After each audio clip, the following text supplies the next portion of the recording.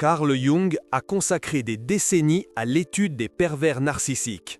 Et de toutes les découvertes troublantes qu'il a faites, une seule se dresse, fière, foule glaçante au possible. Le moment le plus périlleux dans une relation avec un pervers narcissique n'est pas celui où il exerce un contrôle total sur vous, c'est celui où il le perd. Jung a documenté des cas où des victimes de pervers narcissiques croyaient que le pire était passé.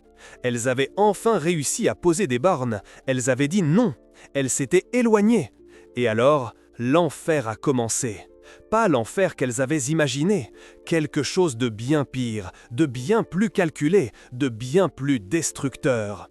Et la partie la plus mélancolique, Jung a découvert que cet enfer suit un schéma, 5 phases spécifiques qui se répètent avec une précision quasi mathématique. Si vous commencez à poser des limites à quelqu'un qui correspond à cette description, ou si vous avez déjà coupé les ponts et vous vous demandez pourquoi cette personne agit de manière surprise, si vengeresse, si différente, vous êtes sur le point de comprendre exactement ce qui se passe et pourquoi Jung a mis en garde, cette phase exige une protection immédiate. Car lorsqu'un pervers narcissique perd le contrôle, il ne l'accepte pas, il s'effondre. Et cet effondrement n'est pas seulement émotionnel, c'est une désintégration psychologique que Jung a qualifiée de projection intégrale de l'ombre. Tout ce que le pervers narcissique a refoulé, la honte, la colère, le vide intérieur absolu, explose en direction de celui ou celle qui a osé s'échapper. Voici la vérité que vous devez entendre maintenant. Vous n'avez pas affaire à des remords, vous n'avez pas affaire à de la nostalgie, vous n'avez pas affaire à quelqu'un qui a finalement pris conscience de ce qu'il a perdu. Vous avez affaire à un effondrement narcissique. Et Carl Jung vous a déjà appris à identifier chaque phase avant qu'elle ne dégénère. Commençons par la première phase. Celle que beaucoup de victimes confondent avec un progrès. Phase 1. Déni avec intensification. Dans les premiers instants après que vous ayez posé une borne ferme, ou coupé les ponts, ou dit non pour la première fois vraiment, le pervers narcissique n'y croit pas. Son esprit ne parvient, surpris, littéralement pas, à traiter le fait que vous, la source de son approvisionnement narcissique, est en train de vous retirer. Jung a observé que les pervers narcissiques construisent toute leur identité, ce qu'il appelait le masque, sur le contrôle. Ils ne sont pas des personnes qui contrôlent, ils sont le contrôle. Lorsque vous vous retirez, ce n'est pas seulement qu'ils perdent quelque chose, c'est que leur identité entière commence à se fissurer. Alors que font-ils? Ils intensifient exactement les tactiques qui ont toujours fonctionné auparavant. S'il vous a toujours manipulé avec du charme, le charme va se multiplier par 10. Si elle vous a toujours contrôlé avec de la culpabilité va déferler en vagues émotionnelles géantes. S'il vous a toujours piégé avec des promesses vides, maintenant arrivent des promesses qui semblent si spécifiques, si sincères, que vous y croyez presque. Voici l'erreur que 90% des victimes commettent dans cette phase. Elles confondent l'intensité avec le changement. Elles pensent « Tiens, il ne m'a jamais parlé comme ça avant. Il n'a jamais promis ces choses. Il n'a jamais fait autant de démonstrations. Peut-être que cette fois, c'est vrai. » Ce n'est pas le cas.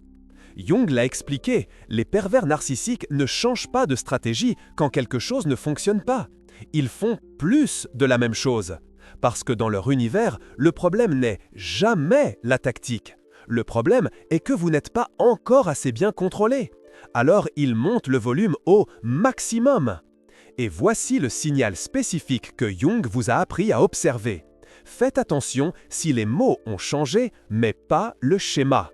Est-ce qu'il dit des choses différentes, mais le résultat qu'il souhaite est exactement le même? Vous faire revenir à l'endroit où il a le contrôle? Une femme que Jung a interviewée a décrit exactement cela. Elle avait mis fin à une relation après des années de manipulation émotionnelle. Son ancien est apparu avec des fleurs, une lettre de 3 pages, des promesses de thérapie. Il a même pleuré devant elle. Elle a failli céder, jusqu'à ce qu'elle réalise. Il promettait un changement, mais exigeait qu'elle revienne avant que le changement ne se produise. Il offrait une thérapie future en échange d'un contrôle immédiat. C'est ça la phase 1, déni déguisé en remords, intensification déguisée en transformation. Si vous êtes dans cette phase maintenant, voici ce que Jung dirait. Observez les verbes. Le pervers narcissique promet-il de changer, de chercher de l'aide, d'être différent, ou vous demande-t-il de revenir, de lui donner une nouvelle chance, de croire en lui? Si l'objectif est de vous faire revenir, pas de le faire évoluer, vous êtes face à un déni narcissique pur. Et si vous ne cédez pas dans cette phase, si vous maintenez votre borne fermement malgré toute l'intensification, alors vient la phase 2, et c'est là que beaucoup de victimes commencent à ressentir une peur réelle. Phase 2, alternance rapide entre extrêmes. Jung a décrit cela comme une oscillation chaotique du masque. Le pervers narcissique réalise qu'intensifier l'ancienne tactique n'a pas fonctionné, mais il n'a toujours pas accepté la perte de contrôle. Alors il commence à tout tester, rapidement, sans logique, sans cohérence. Un jour, il vous envoie un message disant que vous êtes l'amour de sa vie. Le jour suivant, un message disant que vous n'avez jamais rien signifié. Un moment, il implore que vous reveniez. Le prochain, il dit qu'il vous a déjà oublié et qu'il va bien mieux sans vous. Matin, je t'aime, pardonne-moi. Après-midi, tu es la pire personne que j'ai jamais rencontrée. Ce n'est pas de la folie, c'est une stratégie inconsciente. Carl Jung a expliqué, le pervers narcissique effectue des tests psychologiques rapides. Quel bouton fonctionne encore? Quel masque vous affecte encore? Il tente l'amour, ça n'a pas fonctionné. Il tente la colère, ça n'a pas fonctionné. Il tente la culpabilité, ça n'a pas fonctionné. Il tente l'indifférence, ça n'a pas fonctionné. Alors, il revient à l'amour à nouveau, mais dans une version différente. Pour la victime, cela ressemble à de la démence. Cela ressemble à une instabilité émotionnelle extrême. Et techniquement, c'en est une. Mais il y a une méthode là-dedans. Voici ce qui se passe au niveau profond. Le masque du pervers narcissique s'effondre. Jung a enseigné que le masque est le masque social que nous portons tous. Mais les personnes saines ont un soi sous le masque. Les pervers narcissiques, non, ils n'ont que le masque. Alors, quand le masque ne fonctionne plus, il n'y a rien en dessous, seulement le vide et la panique. L'alternance rapide entre les extrêmes est cette panique qui se manifeste.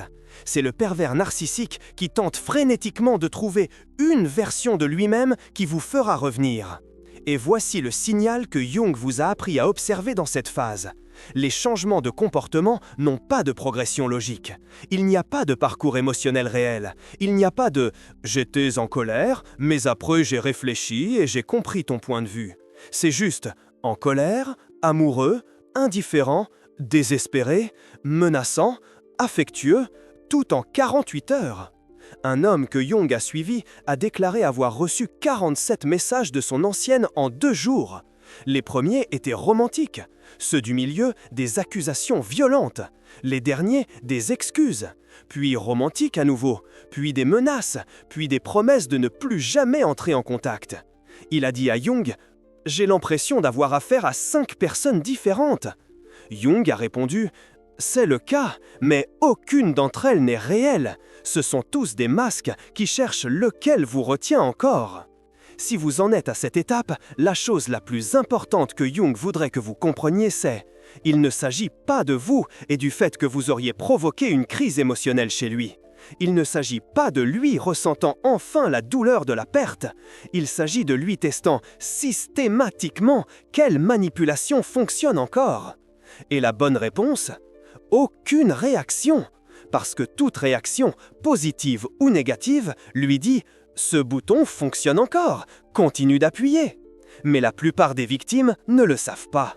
Alors elles répondent, parfois pour l'apaiser, parfois pour se défendre, parfois juste pour lui demander d'arrêter. Et ça mène à la phase 3, la phase que Jung appelait la plus dangereuse socialement. Mais calmez-vous, parce qu'avant d'entrer dans la phase 3, vous devez comprendre une chose qui change tout. Quelque chose que Jung a découvert sur la raison pour laquelle les pervers narcissiques font ça, et qui va vous libérer de toute culpabilité que vous pourriez encore ressentir. Jung a étudié des centaines de cas, et il a trouvé un schéma absolu. Les pervers narcissiques ne s'effondrent pas parce que vous étiez spécial et qu'ils vous aimaient vraiment. Ils s'effondrent parce que toute perte de contrôle active le vide intérieur qu'ils passent leur vie entière à fuir. Vous n'avez pas causé ce vide, vous n'avez pas créé cette fragilité. Vous avez juste cessé d'être le remède temporaire qui le cachait. Et vous savez ce que ça signifiait? Ça signifie que tout ce qui se passe maintenant, les messages, l'alternance, l'intensité, ne vous concerne pas. C'est leur terreur existentielle de faire face à ce vide sans personne pour les distraire. Carl Jung disait « L'ombre est la personne que vous préféreriez ne pas être ». Les pervers narcissiques passent leur vie entière à construire un masque grandiose justement pour ne pas regarder l'ombre. Et quand vous partez, quand vous retirez l'attention, la validation, le contrôle, le masque ne tient plus et l'ombre commence à fuir. Alors, ils ne se battent pas pour vous garder, ils se battent pour ne pas se confronter à eux-mêmes. Et quand les phases 1 et 2 ne fonctionnent pas, quand l'intensification et l'alternance entre les extrêmes ne vous ramènent pas, alors le pervers narcissique entre dans la phase 3. Et ça, c'est là où la chose devient socialement dangereuse. Là où Jung avertissait qu'on a besoin de protection, non seulement émotionnelle, mais aussi de réputation. Phase 3. Campagne de diffamation et triangulation. Vous avez établi des bornes, vous n'avez pas cédé à l'intensification, vous n'avez pas répondu à l'alternance des extrêmes. Le pervers narcissique accepte finalement qu'il ne peut plus vous contrôler directement. Mais il n'accepte pas la perte de contrôle. Alors il change de stratégie. S'il ne peut pas vous contrôler, il va contrôler la narration. S'il ne peut pas vous avoir, il va détruire comment les autres vous voient. Jung appelait ça la projection intégrale de l'ombre avec mobilisation sociale. En termes simples, le pervers narcissique prend tout ce que lui est, manipulateur, contrôlant, abusif, et raconte au monde que vous êtes ces choses. Et il n'en fait pas ça seul. Il recrute des gens, des amis, de la famille, des collègues de travail, parfois même des thérapeutes. Et il raconte une version de l'histoire où il est la victime blessée et vous êtes le monstre cruel qu'il a abusé et ensuite abandonné. Voici le signal spécifique que Jung vous a enseigné à observer. Faites attention à comment son histoire le présente toujours comme victime passive de vous. Il n'y a sarcastique, jamais de contexte réel. Il n'y a sarcastique, jamais de reconnaissance de ce qu'il a fait. Seulement, j'ai tout donné, j'ai aimé vraiment, et soudain, sans raison, cette personne m'a détruit. Une femme que Jung a étudiée a décrit ça parfaitement. Elle était sortie d'un mariage où son mari la contrôlait financièrement, l'isolait socialement et la manipulait émotionnellement. Quand elle a finalement demandé le divorce, il a initié une campagne immédiate. Il a raconté à toute sa famille qu'elle l'avait trompée. Il a raconté aux amis du couple qu'elle avait des problèmes mentaux sérieux. Il a raconté à l'avocat qu'elle était instable et dangereuse. Rien de tout cela n'était vrai, mais il a raconté avec tellement de conviction, avec tellement de détails émotionnels, avec sérieuse apparence de douleur génuine que certaines personnes ont cru. Jung observait, les pervers narcissiques sont des performeurs exceptionnels, parce qu'ils ont passé leur vie entière à performer. Leur masque est tellement pratiqué que quand ils pleurent, ça paraît réel. Quand ils démontrent de la douleur, ça paraît génuin. Quand ils vous accusent, ça paraît vrai. Et voici la partie qui fait le plus mal. Certaines personnes vont le croire, pas parce que vous avez fait quelque chose de mal, mais parce que sa version est plus simple, plus dramatique, plus facile à comprendre pour ceux qui n'ont pas vu ce qui s'est passé derrière les portes fermées. Alors, qu'est-ce que Jung recommandait aux victimes dans cette phase? Premièrement, n'entrez pas dans une guerre de narration. N'essayez pas de convaincre chaque personne de votre version. Parce que le pervers narcissique veut ça. Il veut que vous vous usiez à essayer de prouver votre innocence. Il veut du drama public. Il veut de l'attention. Même si c'est de l'attention négative, c'est toujours de l'approvisionnement narcissique. Jung disait: la vérité n'a pas besoin d'être défendue agressivement. Elle se révèle avec le temps à ceux qui prêtent attention. Deuxièmement, documentez tout. pas pour répondre, pas pour utiliser comme munition, mais pour avoir au cas où vous en auriez besoin légalement ou pour montrer à des personnes spécifiques qui comptent vraiment. Troisièmement, observez qui croit à son histoire sans vous demander votre version. Jung enseignait que ces personnes ont généralement déjà été recrutées comme singes volants, un terme que les thérapeutes modernes utilisent, mais qui vient du concept de Jung de participants inconscients à l'ombre projetée. Ces personnes ne sont sérieusement vos alliés, et essayer de les convaincre ne fera que vous épuiser. Mais il y a un groupe que vous devez protéger, les personnes qui dépendent de vous ou que vous aimez et qui peuvent être manipulées contre vous, les enfants, la famille proche, les amis réels. Avec ces personnes, Jung recommandait une conversation calme, factuelle, sans attaquer le pervers narcissique. Juste, vous pouvez entendre des choses sur moi. Voici ma version. Vous n'avez pas besoin de choisir de camp. Je veux juste que vous sachiez la vérité complète. Et ensuite, vous lâchez prise, parce que les personnes saines vont réussir à tenir les deux narrations et à décider avec le temps. Les personnes qui ont déjà été capturées par le pervers narcissique vont rejeter votre version de toute façon. La phase 3 dure généralement des semaines ou des mois, et beaucoup de victimes pensent que c'est la pire partie, que quand la campagne de diffamation diminuera, le pire sera passé. Mais Jung a découvert qu'il existe une phase 4, et cette phase est traîtreuse, justement parce qu'elle paraît un changement réel.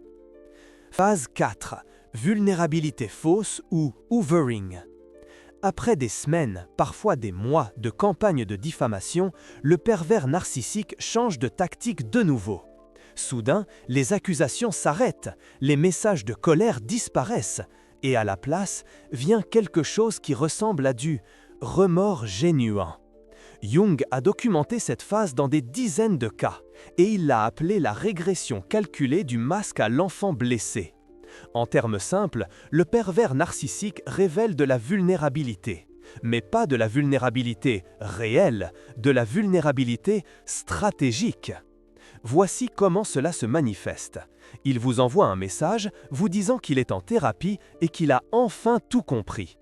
Elle vous appelle en pleurant, vous disant qu'elle est dépressive et que vous étiez la seule personne qui la comprenait vraiment. Il poste sur les réseaux sociaux à quel point il travaille sur lui-même, vraiment, en espérant que vous le voyez. Elle apparaît dans des endroits où elle sait que vous allez, l'air fragile, perdu, triste. Et le message derrière tout ça est « Regarde comme je vais mal sans toi. Regarde comme j'ai changé. Regarde comme je vois enfin mes erreurs. Tu ne veux pas m'aider? Tu ne ressens rien ?» Les thérapeutes modernes appellent ça du hoovering, comme un aspirateur qui essaie de vous ramener. Carl Jung appelait ça un appât d'une fausse individuation. Parce que le pervers narcissique simule une croissance personnelle sans réellement faire le travail intérieur. Voici le signe que Jung vous a appris à observer. Demandez-vous, cette vulnérabilité est-elle accompagnée d'actions concrètes et soutenues ou seulement de mots et de démonstrations publiques? Une thérapie réelle prend des mois, des années pour générer un changement profond. Les pervers narcissiques annoncent qu'ils sont en thérapie après 2 séances et espèrent déjà que c'est suffisant pour que vous reveniez. La croissance réelle est gentille, humble, lente.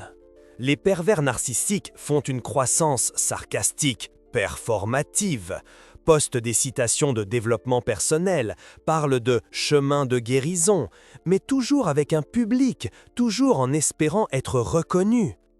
Un remords réel accepte que l'autre personne ne revienne pas, même si vous changez.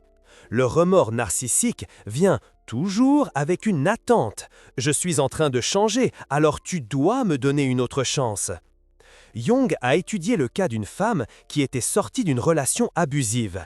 6 mois plus tard, l'ancienne est apparue, disant qu'il suivait une thérapie, qu'il avait été diagnostiqué, qu'il prenait des médicaments, que tout avait changé. Il a envoyé des captures d'écran de conversations avec son thérapeute pour le prouver. Il a écrit une lettre de 10 pages détaillant chaque erreur qu'il avait commise. Ça avait l'air réel, ça avait l'air d'une transformation authentique. Elle a failli céder, jusqu'à ce que son thérapeute lui pose une question. Il a reconnu ses erreurs, mais vous a-t-il laissé l'espace pour décider librement, ou tout ce processus a-t-il été présenté comme une raison sarcastique pour que vous reveniez? Elle a réalisé, chaque message se terminait par « on peut réessayer » ou « je mérite une autre chance » ou « tu ne vois pas comme j'ai changé ». Jung expliquait « une transformation réelle ne réclame pas de dette, n'exige pas de retour, n'utilise pas la croissance personnelle comme monnaie d'échange ». Si quelqu'un dit « j'ai changé, donc tu devrais revenir », le changement est faux. C'est juste une autre tactique de contrôle avec un nouvel emballage. Et voici la partie la plus mélancolique de la phase 4. Elle fonctionne. Statistiquement, c'est la phase où le plus de victimes reviennent, parce que la vulnérabilité touche leur compassion naturelle, parce qu'il semble que, enfin, la personne se soit réveillée. Mais Jung a observé, dans 90% des cas où la victime revient dans cette phase, le pervers narcissique revient à son ancien comportement en quelques semaines ou quelques mois, parce que la vulnérabilité n'a jamais été une question de transformation. Il s'agissait de récupérer le contrôle. Alors, comment savoir si c'est un remords réel ou la phase 4 de l'effondrement narcissique? Jung a donné 3 tests. Test numéro 1. La personne accepte-t-elle de ne pas avoir de contact avec vous pendant qu'elle fait le travail intérieur? Ou insiste-t-elle pour que vous voyiez le changement se produire? La croissance réelle n'a pas besoin de témoins. La manipulation en a besoin. Test numéro 2. La personne assume-t-elle sa responsabilité sans utiliser ça comme levier? Ou chaque « j'ai eu tort » est-il suivi de « alors pardonne-moi » ? La responsabilité réelle consiste à libérer l'autre personne, pas à l'emprisonner avec la culpabilité. Test numéro 3. Ce changement dure depuis combien de temps? Des semaines ou des années? Jung enseignait « méfiez-vous des transformations trop rapides. La psyché ne change pas à la vitesse narcissique. » Et si vous ne cédez pas dans la phase 4, si vous reconnaissez la fausse vulnérabilité et que vous gardez vos distances, alors vient la phase 5, la dernière, celle qui, selon Jung, révèle la vérité absolue sur qui la personne a toujours été. Phase 5, rejet froid et remplacement rapide. Vous n'êtes pas revenu, vous n'avez pas cédé à l'intensification, ni à l'alternance d'extrêmes, ni à la campagne de diffamation, ni à la fausse vulnérabilité. Le pervers narcissique comprend enfin qu'il a perdu le contrôle total et permanent sur vous. Et alors, il vous rejette, comme si vous n'aviez jamais existé. Jung a décrit cette phase comme un détachement émotionnel complet, avec substitution d'objets. Le pervers narcissique transfère simplement toute l'énergie qu'il mettait à vous récupérer vers une nouvelle source d'approvisionnement, et vous traite comme si vous n'étiez rien. Voici comment cela se manifeste. Soudain, les messages s'arrêtent complètement. Il arrête de parler de vous sur les réseaux sociaux. Elle supprime toutes les photos de vous deux, comme si toute l'histoire ne s'était jamais produite.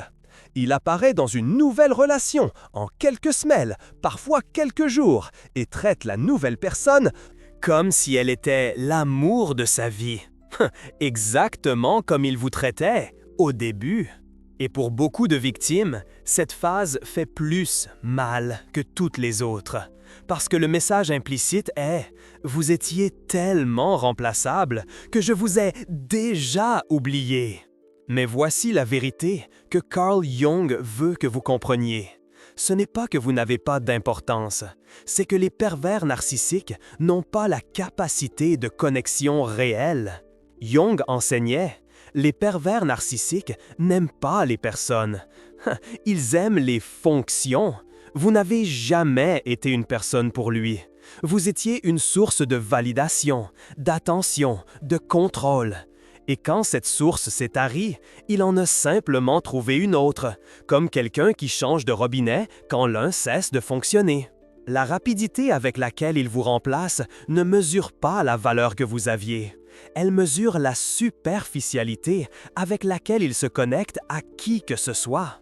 Jung a suivi le cas d'un homme qui était sorti d'une relation de 10 ans avec une perverse narcissique. 3 semaines plus tard, elle était fiancée à un autre. Elle publiait des photos romantiques, des déclarations émouvantes. Elle avait l'air absolument amoureuse et heureuse. L'homme était détruit. Il pensait « 10 ans n'ont rien signifié.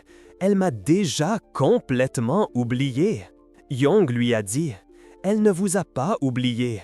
Elle n'a jamais été réellement avec vous pour avoir quoi que ce soit à oublier. Elle est en train de faire avec le prochain exactement ce qu'elle a fait avec vous au début. Et quand il fixera des limites, elle passera par les mêmes 5 phases. » Et c'est exactement ce qui s'est passé.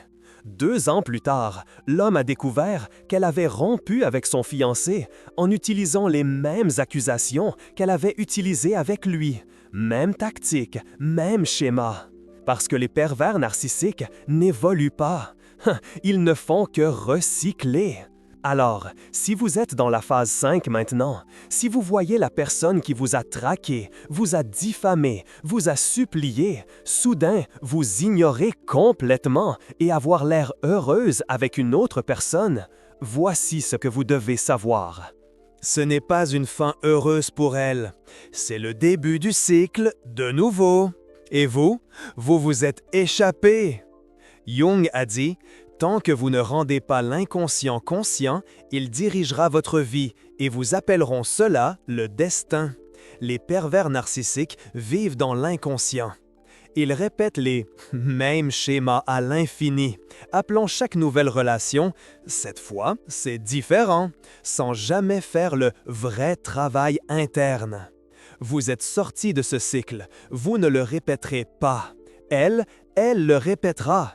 Et vous savez quoi? Beaucoup de victimes ressentent de la culpabilité quand elles arrivent à la phase 5. Culpabilité d'abandonner quelqu'un qui souffre clairement. Culpabilité de ne pas avoir donné une chance de plus. Culpabilité de ne pas avoir cru au changement. Alors, avant de continuer, vous devez entendre ceci. Vous n'avez abandonné personne. Vous vous êtes protégé de quelqu'un qui vous faisait du mal. Vous n'avez pas ignoré un vrai changement. Vous avez reconnu une manipulation stratégique. Vous n'avez pas été cruel. Vous avez été sage. Carl Jung a étudié des centaines de cas comme le vôtre. Et vous savez combien de fois il a vu un pervers narcissique en effondrement se transformer vraiment parce que la victime est restée et a donné une chance de plus? Pratiquement 0. Vous savez combien de fois il a vu des victimes se transformer, grandir et construire des vies saines après être parties définitivement? La vaste majorité. Vous avez fait le bon choix. Et maintenant, vous méritez de comprendre comment vous protéger complètement pendant que vous guérissez. Mais avant d'arriver aux techniques de protection que Jung a développées, je dois vous demander une chose. Vous venez de recevoir des connaissances que Jung a mis des décennies à rechercher. Des connaissances qui peuvent vous sauver d'années de souffrance, de confusion et de trauma. Les 5 phases que la plupart des victimes traversent sans comprendre ce qui se passe, vous les connaissez maintenant. Vous êtes armé de conscience. Ce type de contenu inquiète beaucoup de gens. Les pervers narcissiques ne veulent pas que les victimes sachent ça. Les gens qui profitent des relations toxiques ne veulent pas que vous vous empuissanciez. Chaque vidéo comme celle-ci est un acte de confidence collective contre la manipulation. Le Superphinx, juste en dessous, n'est pas seulement un soutien financier. C'est vous qui dites « cette information vaut de l'or ». Continuez à révéler ce que les autres cachent. Continuez à protéger les personnes qui ont besoin de se réveiller. Vous n'êtes plus une victime, vous êtes quelqu'un qui se confidence, protège avec la connaissance. Et si cette connaissance vous a libéré de quelque chose, considérez soutenir pour que d'autres soient aussi libérés. Maintenant, allons à la partie qui importe le plus. Comment vous vous protégez vraiment? Parce que connaître les 5 phases, c'est du pouvoir, mais appliquer les techniques de Jung, c'est la liberté. Protection pratique selon Carl Jung. Comment sortir de l'effondrement narcissique isolo? Jung a développé 3 couches de protection. Nous allons passer par chacune d'elles. Couche 1. Distance totale, physique et émotionnelle. Jung était absolu là-dessus. Quand un pervers narcissique entre en effondrement, vous ne négociez pas, vous ne donnez pas d'espace, mais restez disponible. Vous ne maintenez pas l'amitié, vous partez complètement. Ça signifie blocage total. Tous les réseaux sociaux, téléphone, email, blocage physique si possible, évitez les endroits que vous savez qu'il fréquente, blocage social, avertir les amis communs que vous ne voulez pas d'informations sur lui et ne voulez pas qu'ils reçoivent d'informations sur vous. Jung expliquait « Chaque point de contact est un point d'infection émotionnelle. Même si vous ne répondez pas, le simple fait de voir le message active déjà une réaction émotionnelle. Le simple fait de savoir qu'il est dans un endroit crée déjà de la tension. Coupez tout. » Et oui, ça inclut de vérifier son Instagram juste pour voir comment il va. Jung appelait ça du masochisme psychologique de victime. Vous vous retraumatisez volontairement. Couche 2. Observer sans juger. Détecter l'ombre projetée. Si vous ne pouvez pas éviter le contact complètement parce que vous avez des enfants ensemble, travaillez ensemble ou autre motif inévitable, Jung enseignait observer sans absorber. Ça signifie, quand le pervers narcissique vous accuse de quelque chose, n'entrez pas en défense émotionnelle. Observez seulement. Intéressant, il m'accuse de manipulation. C'est exactement ce qu'il fait. Il projette son ombre. Quand elle vous envoie un message désespéré disant que vous l'avez détruite, ne ressentez pas de culpabilité. Observez. Elle essaie de me faire sentir responsable de son vide intérieur.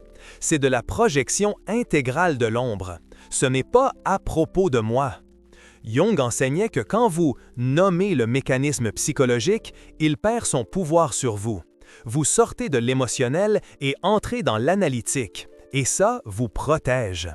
Couche 3. Confiez-vous à l'intuition. Votre inconscient vous avertit. Carl Jung a passé sa vie entière à étudier l'inconscient, et une des découvertes les plus puissantes de lui a été « L'inconscient détecte le danger avant que la pensée consciente ne le traite ». Cette sensation étrange quand le pervers narcissique vous envoie le message vulnérable, ce malaise que vous n'arrivez pas à expliquer quand il promet un changement, cette boule au ventre même si les mots semblent justes, c'est l'inconscient qui vous alerte. J'ai détecté un schéma connu. C'est un danger, peu importe comment c'est emballé.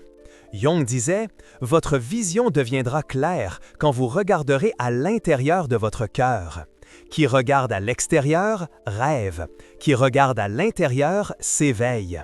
Alors, confiez-vous au malaise, confiez-vous à l'hésitation, confiez-vous à la sensation que quelque chose ne va pas, même si je ne sais pas quoi. C'est votre système de protection interne qui fonctionne. Signe que vous vous protégez bien. Comment savez-vous que vous appliquez les techniques justes? Jung a listé des indicateurs. 1. Vous sentez moins le besoin d'expliquer votre décision. Au début, les victimes veulent justifier pourquoi elles sont parties. Avec le temps, la certitude interne grandit et le besoin de validation externe diminue. 2. Les messages du pervers narcissique vous affectent de moins en moins. Premier message après le blocage, le cœur s'accélère. Deuxième message, vous supprimez seulement sans lire. 20e, vous ne remarquez même plus. 3. Vous arrêtez de vérifier ses réseaux sociaux.